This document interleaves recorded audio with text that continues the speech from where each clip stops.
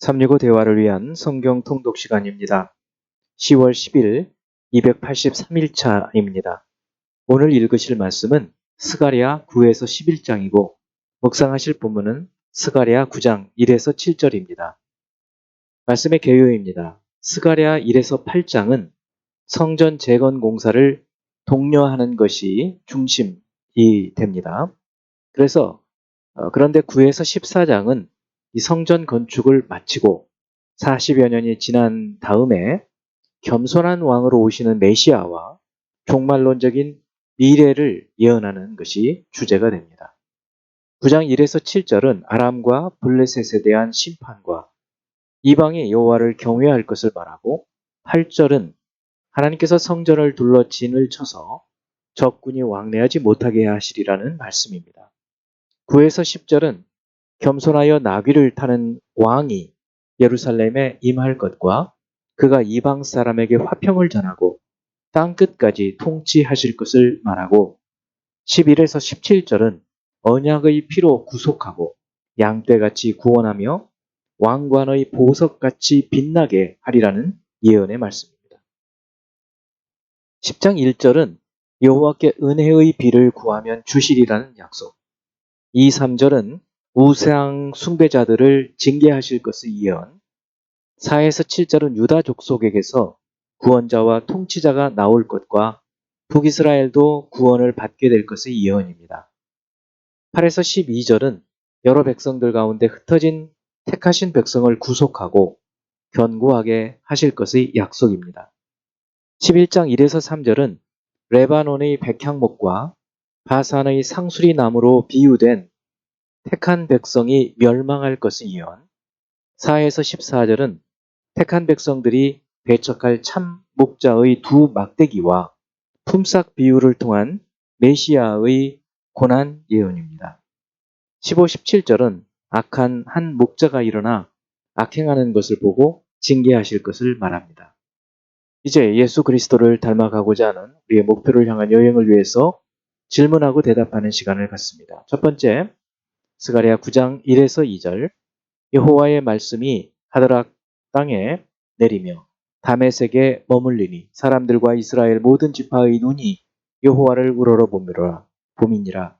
그 접경한 하맛에도 임하겠고 두로와 시돈에도 임하리니 그들이 매우 지혜로움이니라. 하드락과 하맛은 어디에 있는 도시일까요?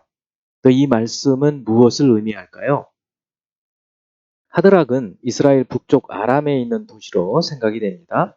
하맛은 이스라엘 북쪽 경계에 있었고 솔로몬 때에는 이스라엘이 정복했다가 그 후 아람이 다시 빼앗았지만 여로보암 2세 때 다시 점령하게 됩니다. 다메섹은 아람의 중심적인 도시로 우상을 숭배해서 하나님의 심판의 대상이 됩니다.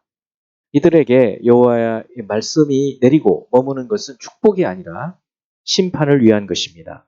하맛과 두로와 시돈에도 마찬가지죠. 그들이 지혜롭다는 것은 자신들을 위해 요새를 쌓는 것과 같은 세속적인 지혜를 의미합니다. 두 번째, 9장 7절. 그의 입에서 그의 피를 그의 입 사이에서 그 가증한 것을 제거하리니 그들도 남아서 우리 하나님께로 돌아와서 유다의 한 지도자같이 되겠고 에그로는 여부수 사람같이 되리라. 이 말이 의미하는 것은 무엇일까요? 그의 입에서 그의 피를은 블레셋 사람들이 우상에게 희생 제물을 드리며 피와 제물을 먹던 풍속을 말하고 그의 입 사이에서 그 가증한 것을은 우상 제물을 말합니다. 그들도 남아서 우리 하나님께로 돌아와서는 우상을 숭배한 가증한 사람들도 하나님께 돌아오게 될 것을 유다의 한 지도자같이 되겠고는 하나님의 은혜로 하나님 백성의 지도자의 자리에 세워지게 될 것을 말합니다. 에그로는 여부수 사람같이 되리라는 말은 예루살렘의 옛 이름인 여부수 사람들이 하나님의 백성이 되는 것을 의미합니다. 세 번째 10장 1절 봄비가 올 때에 여호와 곧 구름을 일게 하시는 여호와께 비를 구하라. 무리에게 소낙비를 내려서 밭의 채소를 각 사람에게 주시리라. 이 말이 의미하는 것은 무엇일까요? 봄비는 늦은 비를 말하는데 4, 5월 보리 수확 이전에 내리는 비로 곡식 결실에 중요한 역할을 합니다. 소낙비는 풍성하게 내리는 비, 즉 하나님께서 봄비를 구하는 자에게 구하는 것보다 더 흡족하게 내리는 하나님의 은혜를 보여줍니다. 밭의 채소도 하나님의 은혜를 상징한다고 볼 수 있겠죠? 네 번째, 10장 4절. 모퉁이 돌이 그에게서, 말뚝이 그에게서, 싸우는 활이 그에게서, 권세 잡은 자가 다 일제히 그에게서 나와서. 여기서 모퉁이 돌, 말뚝, 싸우는 활, 권세 잡은 자가 의미하는 것은 무엇일까요? 모퉁이 돌은 모퉁이뿐만 아니라 어른, 지도자를 의미합니다. 시편에서는 메시아의 사역을 의미하기도 하죠. 또 말뚝은 메시아가 임하여 하나님 나라를 지탱하는 것을 보여주고, 싸우는 활은 전쟁의 활을 뜻해서 메시아를 통해 악한 영적인 세력을 물리칠 것을 보여줍니다. 권세 잡은 자는 메시아가 가진 큰 권세를 보여주어 다윗의 계보에서 왕이 나타나고 강력한 힘을 가진 권세자가 나올 것을 보여줍니다. 결국 예수 그리스도의 다스림을 예표하죠. 다섯 번째, 스가랴 11장 4절. 여호와 나의 하나님이 이르시되 너는 잡혀 죽을 양떼를 먹이라. 여기서 나는 누구를 지칭하고 잡혀 죽을 양떼는 누구를 가리킬까요?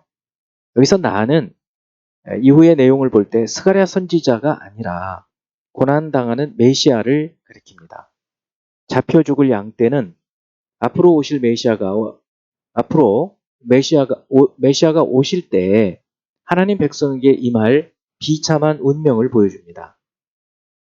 이는 주후 70년 예루살렘의 함락으로 인해 유대인들이 살육당할 것을 예언한 것으로 보입니다. 이제 한 구절의 말씀을 묵상하여 교훈으로 삼고 기도하는 시간을 갖습니다. 스가랴 10장 1절. 봄비가 올 때에 여호와 곧 구름을 일게 하시는 여호와께 비를 구하라. 무리에게 소낙비를 내려서 밭의 채소를 각 사람에게 주시리라. 하나님의 은혜를 하나님께서 주신다고 약속을 하지만, 그러나 그 은혜를 또 하나님께 구해야 한다는 말씀이죠. 봄비가 올 때에 여호와 곧 구름을 일게 하시는 여호와께 비를 구하라. 무리에게 소낙비를 내려서 밭의 채소를 각 사람에게 주시리라. 기도하겠습니다. 사랑하는 하나님 아버지, 주님께서 사랑하는 백성들에게 은혜와 긍휼을 베푸시고 구원을 베푸시는 약속을 하시지만, 그럼에도 불구하고 하나님께 구하기를 원하시는 주님, 입을 넓게 열고 구하고 찾고 두드리는 저희의 삶이 되게 해주셔서 그 하나님의 풍성한 은혜와 생명이 저희 가운데 임하도록 깨어 기도하는, 쉬지 않고 기도하는 저희들의 삶이 되기 원합니다. 예수 그리스도 이름으로 기도합니다. 아멘.